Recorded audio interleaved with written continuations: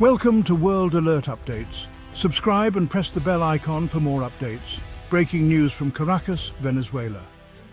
The Caribbean's turquoise waters are now shadowed by the arrival of a U.S. Navy carrier strike group, led by the USS Gerald R. Ford, just outside Venezuelan territorial waters. The Pentagon claims the deployment is to protect shipping lanes and counter narcotics trafficking, but here in Caracas, the mood is tense and defiant.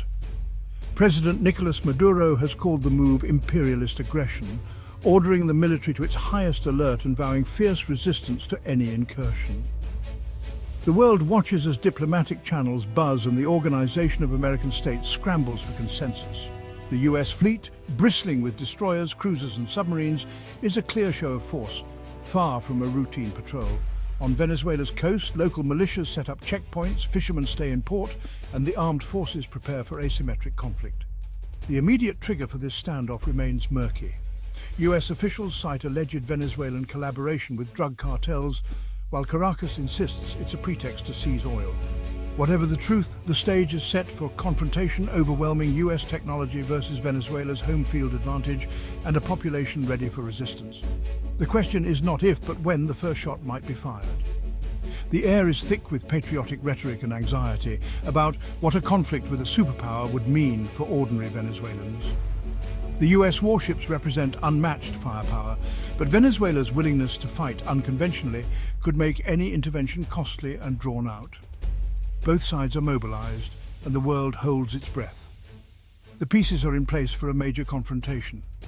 The next move could change the fate of the region. The US Navy's approach is a multi-layered strategy designed for rapid dominance. First, the Carrier Strike Group establishes air and maritime superiority. F/A-18S and F-35Cs create a no-fly zone, neutralizing Venezuelan air defenses.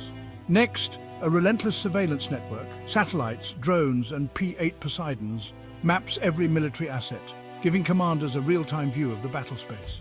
Destroyers and cruisers launch Tomahawk missiles from afar, targeting command centers, naval bases and infrastructure to paralyze Venezuela's ability to coordinate a defense. The goal, shock and awe, breaking the enemy's will before US boots hit the ground. Amphibious operations follow, swift, targeted raids by Marines to seize ports, airfields or oil facilities. These are not full-scale invasions, but rapid strikes to keep Venezuelan defenders off balance. The US applies pressure at multiple points, forcing Venezuela to spread its forces thin. This flexible, overwhelming approach is designed to end resistance before it can truly begin. The message: the US can strike anywhere, anytime. US warships are floating fortresses, armed with cutting-edge weapons and defenses. Arleigh Burke-class destroyers launch Tomahawk missiles over 1,000 miles, striking deep inland without entering danger zones. Harpoon missiles and 5-inch guns handle threats at sea and support Marines ashore. Virginia-class submarines lurk undetected, ready to launch surprise attacks or unleash Mark 48 torpedoes on enemy ships. Amphibious assault ships deploy helicopters and MV-22 Ospreys, delivering Marines rapidly and supporting them with attack choppers. Defensive systems like Phalanx CIWs and rolling airframe missiles protect against incoming threats. The Aegis combat system creates a protective bubble, tracking and intercepting missiles and aircraft. This blend of long-range offense and layered defense gives the US Navy its decisive edge. In any confrontation, these technologies make the fleet a nearly untouchable force. If ordered ashore, the US Marine Corps leads with rapid targeted raids, not massive beach landings. Elite units like Marine Raiders strike under cover of darkness, using hovercraft or helicopters to hit strategic targets, radar stations, ports, communication hubs or oil refineries. The goal is chaos, crippling command structures and paralyzing the Venezuelan military. Marines are backed by attack helicopters and precise naval gunfire, integrating land, air and sea power for maximum impact. Once objectives are secured, Marines may hold ground or withdraw before a counterattack. This unpredictability forces Venezuela to defend everywhere, weakening them everywhere. Combined arms and flexibility are the US hallmarks. Small teams, big results. The threat of a raid keeps defenders guessing and stretched thin. Before the first missile flies, the information war is already underway. Virginia-class submarines slip undetected into Caribbean waters, gathering intelligence and tracking enemy movements. These subs can deploy Navy SEALs for covert reconnaissance or sabotage, shaping the battlefield from the shadows. In the skies, P-8 Poseidon aircraft act as the fleet's eyes, scanning for submarines, fast boats, and activity at ports or airfields. Real-time data streams back to commanders, building a complete intelligence picture. The P-8 is also a hunter armed with harpoon missiles and torpedoes to strike enemy vessels. This dual role, surveillance and strike, makes it a nightmare for any opposing navy. Together, subs and patrol planes ensure the US knows every move Venezuela makes. The silent war for information is decisive. The enemy never knows what's coming or from where. Venezuela knows it can't win a head-on fight, so it aims to make any US intervention costly and painful. Russian-made S-300 air defense systems threaten US aircraft, forcing them to adapt and expend resources. The Bolivarian militia, hundreds of thousands of civilian loyalists, turns every city into a fortress, ready for guerrilla warfare. Venezuela's navy and army avoid direct battles, instead using hit-and-run tactics, sea mines and ambushes. Small mobile units with anti-tank and anti-air missiles are scattered, ready to strike US patrols and convoys. The government fights on the information front too, broadcasting patriotic defiance and seeking support from Russia, China and Cuba. The goal: paint the US as the aggressor, rally international pressure and drag out the conflict. For Venezuela, political and informational warfare are as vital as missiles. The conflict would draw in powerful non-state actors, most notably the drug cartels. Cartels, with deep local knowledge and paramilitary forces, would resist US intervention to protect their smuggling routes. They blend into civilian populations, using assassinations, kidnappings and car bombs to create chaos.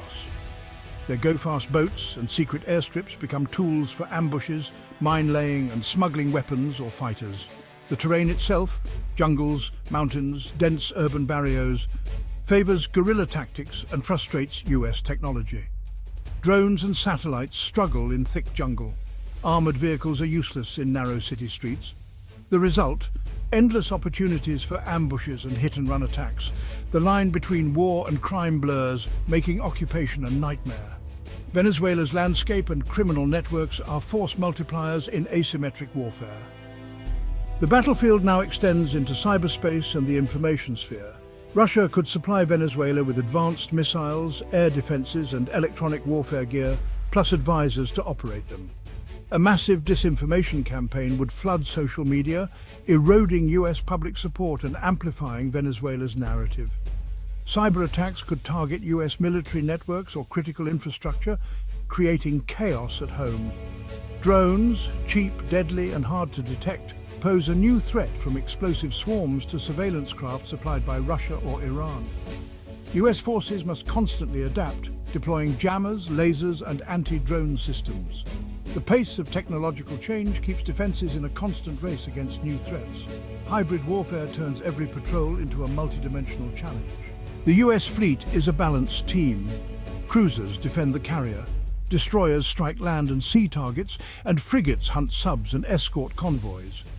This tiered approach lets the Navy use the right ship for each mission, maximizing efficiency and firepower. Venezuela counters with asymmetric threats: fast boats, drones and guerrilla tactics. US ships respond with layered defenses, helicopters, rapid-fire guns and electronic warfare systems. The confrontation is classic: overwhelming US power versus determined unconventional resistance. The US Navy's technological edge is unmatched, but Venezuela's strategy is to make intervention so costly that the US reconsiders its objectives. Difficult terrain, mobilized militias and hybrid warfare could turn a swift operation into a drawn-out quagmire.